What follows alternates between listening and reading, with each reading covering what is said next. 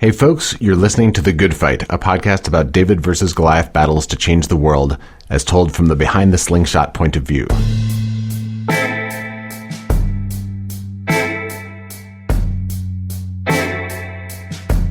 Today we've got a story about how one company almost killed the internet as we know it, and how we fought back and won. It's a story about a company that tried to take over more than half of the broadband internet market in the entire country through a $45 billion corporate deal. And not coincidentally, that very same company tried and very nearly succeeded to kill net neutrality. If that company had won both battles, to control America's internet connections and to have the power to determine what Americans can see and do with those internet connections, then the internet that you used to download this podcast could have effectively ended. But the company didn't win those battles. We did. And today, here on The Good Fight, we're going to tell the story of how a ragtag bunch of misfits called the public beat a $45 billion corporate mega merger. And we're going to talk about the company at the center of it all, which is not just any company, it's one of the most powerful companies in Washington, D.C. It's a $150 billion, 136,000 employee corporate giant. It's the company voted worst company in America not once, but twice in Consumerist.com's online poll. We're talking about Comcast. And for this story, standing in Comcast's way, one man. One man standing alone here on Capitol Hill against a giant corporate merger. That's Senator Al Franken. Why he thinks the Comcast-Time Warner Cable merger would be a disaster. Al Franken, welcome back to The Good Fight. Well, thank you. Pleasure to be here. So today we're going to talk about one of the greatest victories against one of the greatest Goliaths in recent memory. That's how I like to characterize it.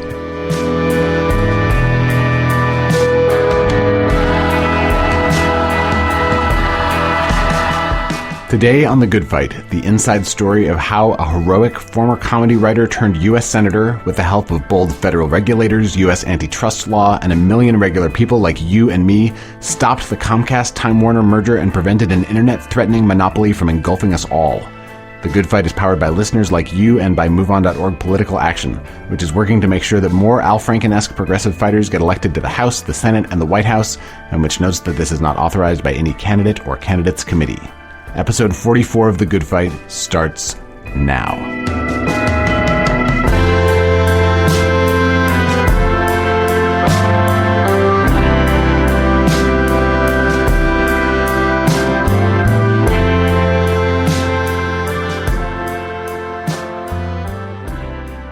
I just can't stand Comcast, and I don't know whether you're allowed to have an opinion like that as a senator, but they, while we were preparing for this episode, our office internet shut down, and they, were completely unresponsive. Well, they have, of all companies in America, have the worst rating among consumers. Time Warner Cable, they're dead last, and Comcast is second to last. Are you serious? No, I'm not kidding you. That's hilarious. Yeah.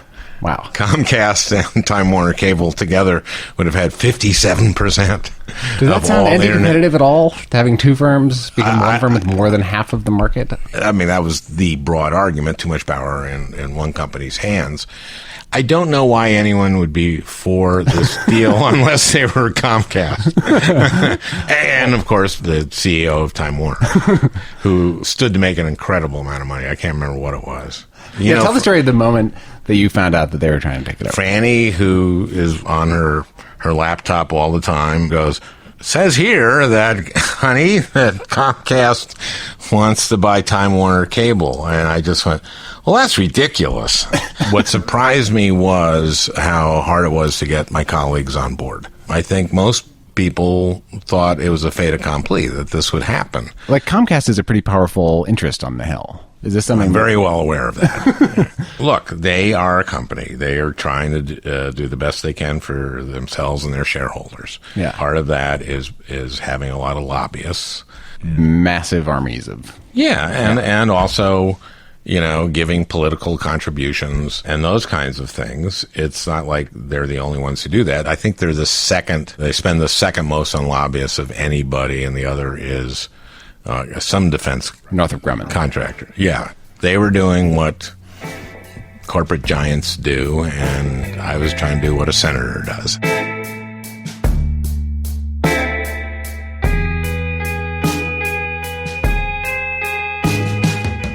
To understand Franken's fight against the Comcast-Time Warner merger, you have to understand another Franken-Comcast fight some years ago. Let's go back to 2009. Sure. Our parent company, General Electric, is selling NBC Universal to the cable TV giant Comcast. What a pleasure to report on our own shop, as always. Always interesting, yeah, indeed. Comcast announced it wanted to buy NBC Universal. Right. I think my first reaction was, this seems to be vertical integration of a company that has a lot of horizontal power. And this wasn't just NBC and Universal. It was like 20-some other networks, CNBC, MSNBC, of course, but things like Bravo and Telemundo. And if the distributor of this programming owns programming, they will tend to favor their own programming. And I knew this from my own history in the business. Back at the end of the 80s, there was something called FinCEN, Financial Syndication Rules, that prohibited the networks from owning their own shows that they put in primetime and stuff. And the reason for that was that they would favor their own shows. It's kind of like if General Mills owned the grocery stores and it could put its own cereal in the front and hide all the other cereals behind it. Yeah, you might not see as much Kellogg's. Yeah. You know, there might not be that free competition to create great cereals. And other great General Mills products. General Mills, of course, is a Minnesota company. Ah, right. So there were these rules that prevented the networks from owning their own programming. So they lobbied to end that rule. And when they testified, they said, why would we favor our own programming? We just want the best shows because we're in the game for ratings. That's what we're trying to do. We would never. And then finally Congress voted to get rid of these financial syndication rules, and immediately they announced to the industry that we are going to want to own our shows. This completely undermined all independent production. What's happened is independent production has been reduced like 95% or something like that because of this. So I knew this history. Yeah. Because I was a comedy writer. Yeah. So we have a antitrust hearing in judiciary when they want to buy NBC Universal. Thank you, Mr. Chairman. Thank you for holding this hearing. And it turns out that I knew more about this than anyone on the Judiciary Committee because I'd been in this industry. Thank you, Mr. Chairman. I come to this hearing with a slightly different perspective. As some of you may know, though I'm on the Judiciary Committee, I'm not a lawyer, but I used to be in show business. In fact, I worked for years for NBC.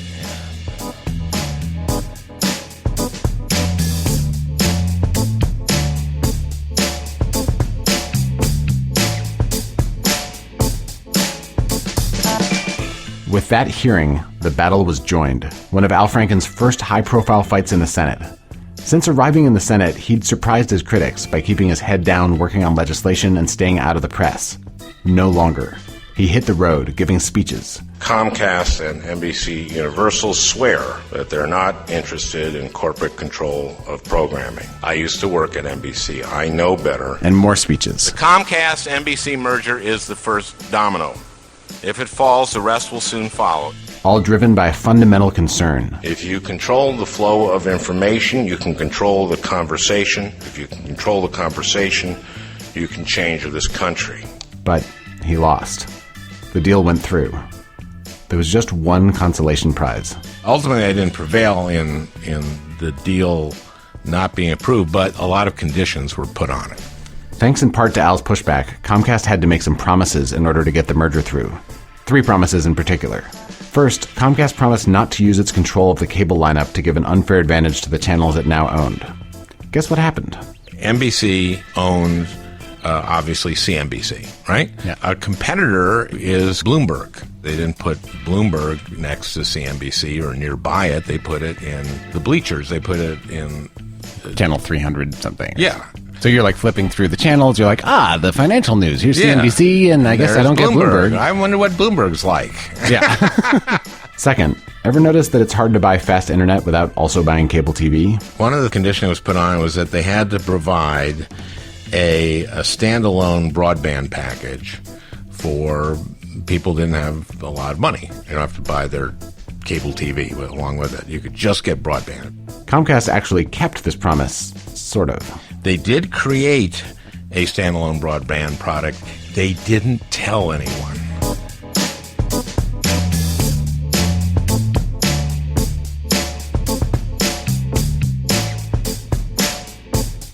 And then the third condition, net neutrality. They had to observe net neutrality through 2018. And in fact, because that was a condition, they used that in advertising. Do you remember the ads? Oh, yeah, they were like, yeah, we're pro net neutrality. Yeah. How do you make life online better for more people? You start by extending net neutrality protection to more Americans. That's what we're committed to do, together. Comcast and Time Warner Cable. Together is better for more people. You know, we're pro net neutrality. Surprise, we're Comcast. And then if we're allowed to buy Time Warner Cable, then that's guaranteed to have more net neutrality, compliant internet servers than ever before. Isn't that great? This last one was particularly chilling because, of course, Comcast was the single biggest lobbying force fighting against net neutrality. Media critics later noted that Comcast-owned news channels hardly ever covered the issue. Someone watching MSNBC was more likely to see one of those ads about Comcast loving net neutrality than they were to hear an activist or a critic like Al Franken explain what Comcast was actually trying to do to kill it. After I had fought unsuccessfully the Comcast-NBC Universal deal, I was at the end of the year party at SNL. SNL obviously is an NBC show, so owned by Comcast. And I ran into Brian Roberts, CEO of Comcast, sitting with Lorne Michaels, executive producer of Saturday Night Live. Yeah, and I just saw the two of them there, and I said, "You see, this is exactly what I fought to prevent."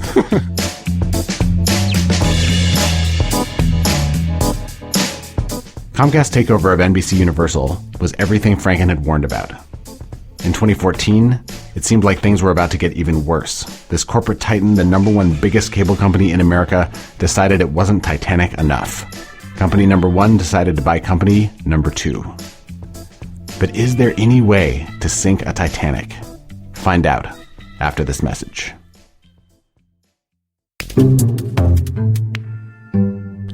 If you've been listening to recent episodes of The Good Fight, then you know we've started running sponsored underwriting spots, commonly known as ads. But we don't run ads from Comcast. We run ads from friends of The Good Fight, so far all people who've backed us on Kickstarter. Oh, and we've also shamelessly lifted an idea from Alex Bloomberg and Gimlet Media. We have special music that runs under ads. So when you hear this, you're hearing something that we've been paid to feature. Blue State Digital is a digital agency and tech firm that works with campaigns, organizations, and brands all over the world doing technology consulting, community mobilization, and fundraising, especially for progressive causes. How much money has the president raised for all his campaigns through Blue State Digital tools and emails and services? Over $1 billion. Over $1 billion? Mm-hmm. Do you mean $1 million? No, I mean $1,000 million. That's Joe Rossbars, founder and CEO of Blue State Digital. Joe is the principal digital strategist for both Obama campaigns. Can you tell me a little bit more about the $1 billion? Like, where did it come from? How did that happen? The $1 billion that came in via the Blue State Tools for Obama came from regular people who care about the organization and what it's doing. The vast majority of those were very small contributions, averaging under $100. Really, the total comes from the deep commitment of people who gave more than twice and many more than 3 or 4 or 5 times. Part of what you do is technology. I have a tech question. Is there any way to unsubscribe from emails from right-wing in-laws? I still get emails from my uncle about the terrible danger that Barack Obama poses to the country, and so I haven't figured out how to get out of that. But he's gonna run out of Obama presidency soon. Hopefully, I presume the emails will stop after that. Have you thought about starting like a hipster spinoff called Blue State Analog? That's actually the phrase on a T-shirt created by our team for internal purposes. To find out more about Blue State Digital and their strategy for saving America, visit bluestatedigital.com/goodfight.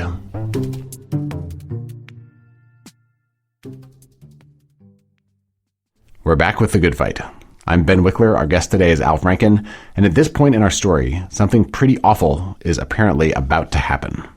Comcast is the biggest cable subscription company in America. And today, the media giant announced its intention to buy Time Warner Cable, the second biggest cable provider. Time Warner Cable and Comcast, they rank last and next to last in customer satisfaction. Now they're getting together, or at least they want to. The merger would combine two of the biggest and, frankly, most disliked cable companies in the entire country. Ever since 1890, thanks to the Sherman Antitrust Act, our government has been charged with stopping business activities that are deemed anti-competitive. So the big question was, if Comcast buys Time Warner, if the number one biggest cable company buys the number two, is that anti-competitive? Comcast Executive Vice President David Cohen had a simple answer. No. We don't compete with Time Warner Cable anywhere. There isn't a consumer in America who has a choice between buying Comcast or Time Warner Cable. They said they weren't a competitor because they didn't compete in any cities, but they each had monopolies in these cities. I compared it to like mobsters who said, okay, you got that territory, I get this territory. So we're not competitors, we're friends. Yeah. So we're not competing, so we're going to combine now. That shouldn't make you feel better. You know?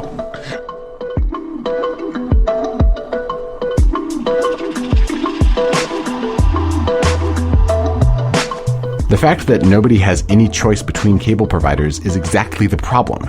These companies do what economics textbooks predict they'll do. They abuse their local monopoly power to charge high prices and deliver terrible service. And because we all use the internet for everything, we basically have no choice but to pay them. And even if local consumers can't choose between them, that doesn't mean these companies aren't competitors at the national level, or that a merger wouldn't be bad for consumers. Most of all because of what a combined Comcast and Time Warner could do to the internet we've all come to know and love. If no one stops them, how long do you think it will take before 4 or 5 mega corporations effectively control the flow of information in America, not only on television, but online?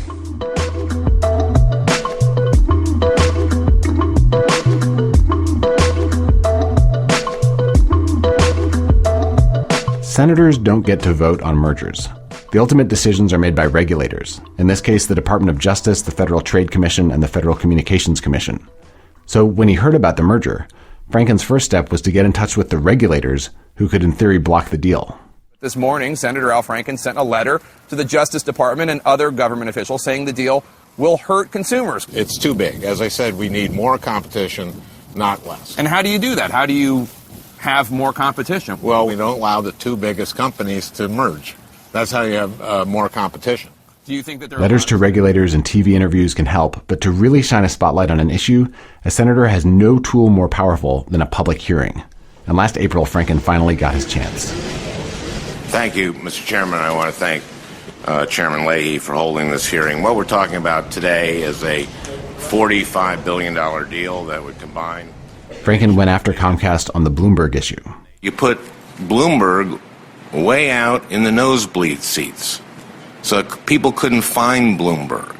We had interpretive differences between Bloomberg and Comcast as to what the condition meant, and I can go through as much detail as you want, but the FCC certainly looked at it, didn't it? Ultimately, there was a complaint filed, and when we lost the complaint at the FCC, we have resolved. You went after them for pushing bundled services and hiding the standalone broadband option. You were told by the FCC to actually stop that. The FCC did not tell us to stop bundling and pushing bundles. The deal was we would create a new broadband service, which was a standalone service for $49.95 a month. We did create that tier, and the Commission raised concerns about how we were marketing the tier, whether our call center employees knew about it. We quickly resolved the matter. You paid a fine. Extended the commitment for another year, so that you paid a fine. We did pay a fine. But all I'm saying is, it was fun because I caught them in a couple little lies. It was just one of those, and he apologized. The executive vice president apologized. We should have had a better use of words in the written testimony, and I apologize for that. Accept it. Thank you. Okay. Well,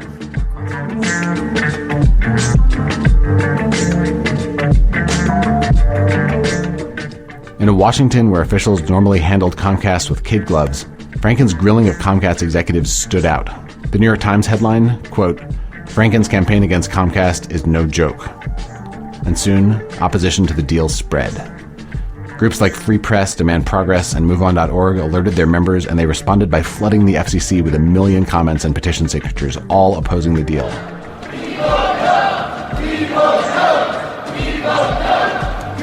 In May, a Comcast shareholder meeting was interrupted by protesters. Another protest hit Comcast's offices in Brooklyn. Another came outside Comcast headquarters in Philadelphia. We vote no! We vote no! We vote no! We vote no! We vote no! And at the very same time, the battle over net neutrality exploded into public consciousness, reminding everyone just how much it could matter who owned the pipes that brought the internet into people's homes. When activists finally won net neutrality, and the FCC determined that it would oversee broadband as a public utility, the merger was suddenly affected by a whole different legal framework, a framework that made the whole thing look a lot worse. But that didn't mean the deal was dead, and there's a simple reason why. In recent years, a lot of regulators have followed a depressingly well-worn career path. First, get a job in government where you can help a company out, then retire from government and let that very same company repay the favor. And this is one area where Comcast service excels. In fact, just a few months after the FCC let the Comcast-NBC merger go through, Comcast hired one of the FCC commissioners who had voted to approve it. So even in the face of everything, Comcast could still pull off this merger. And the fact that Comcast plays the same game with Senate staffers as they do with regulators might help explain why, for a year, Franken was the only senator publicly opposing the deal. But then, in April of this year, the ground suddenly shifted. So the final phase of the battle to stop the acquisition of Time Warner Cable, it seemed like everything sort of happened in a rush. Yes. It did collapse very fast when it collapsed. On Friday, April 17th, a news leak sent Comcast and Time Warner stocks plummeting. There was a report, I think, on Bloomberg that... Ironically, nobody could find. that DOJ, the Department of Justice, staff was against it. That was Friday. On Tuesday, I sent a letter to the FCC and DOJ where I got 5 other senators to sign on. A letter saying we're concerned about this. We're not just concerned, we're against it. Don't do this. Don't don't okay the acquisition. On Wednesday, Comcast came to Washington and had meetings with the Department of Justice and the FCC, and both of whom I had been communicating with a lot on this deal. By Thursday, the whole thing had collapsed. The parent company of NBC is in the news. Comcast announced today it's dropping its $45 billion bid for Time Warner Cable. The proposed merger faced opposition from the U.S. Justice Department. Time Warner confirmed that the decision was mutual. Comcast CEO issued a statement saying, "We would have liked to bring our great products to new cities, but we structured this deal so that if the government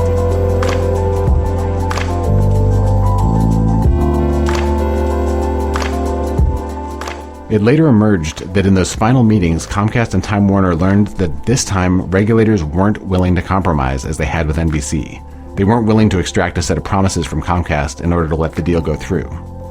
Instead, regulators were launching hearings and investigations that could take months, possibly years, which meant that even if Comcast won on appeal, it would face years of costly delay. So Comcast gave up. It's a triumph for people power. It really is. It really is. Do you remember when you found out that the word was confirmed, that you'd won? I was just going, my goodness, okay, this worked. And I don't know how many of these you get, where you win, and where you win against kind of steep odds, I guess. And then I started immediately dismissing my own accomplishment by going like, well, this fell of its own weight. Don't we all do that? No matter what I had done, this would have, no way you could have proved this damn thing.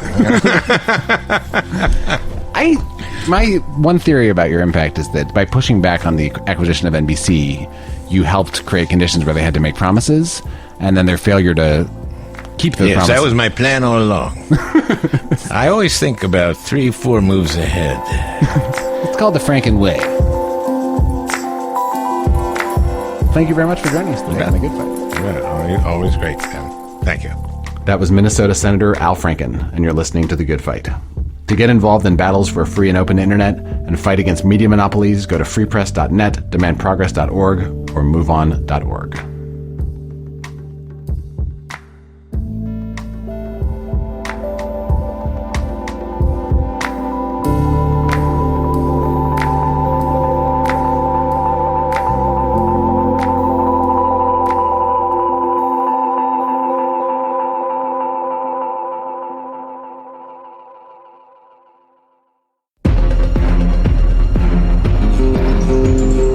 So concludes episode 44 of The Good Fight. This episode, along with links, music credits, and much more, can be found at thegoodfight.fm/44. That's the number 44. Huge thanks to Zachary Young, our associate producer, to Hadam Helmi, production coordinator, to Susan Davis, consulting producer, to all of our friends, family, and all the activists who fought so hard against the Comcast-Time Warner merger. Thanks to my wife, Beth Wikler, to my son, Mac Wikler, to my newborn daughter, Susie Lynn Wikler, and thanks to all of you, our listeners. Thanks to MoveOn.org Political Action for supporting this show. Thanks to Progressive Congress in Washington, D.C. for hosting our studio. We're looking for a new studio, by the way. Go to thegoodfight.fm/studio if you have ideas. And tune in to our next episode for the epic story of the net neutrality battle, only here on The Good Fight. Make sure to subscribe in iTunes, post a review, and spread the word.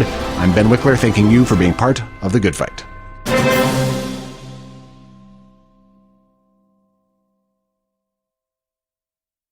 You live in Minnesota. You have Comcast? We get Comcast. Are you allowed to? Are you comfortable telling me how your service is? Only if you tell me how your Comcast service was. I had Comcast, and did you get rid of it? We got rid of it. We don't have Comcast anymore. I didn't find the service satisfactory. Okay. What about you? No comment. we had a quid pro quo here. I thought. It's your interview. Go ahead. So the other concern, of course. Yeah.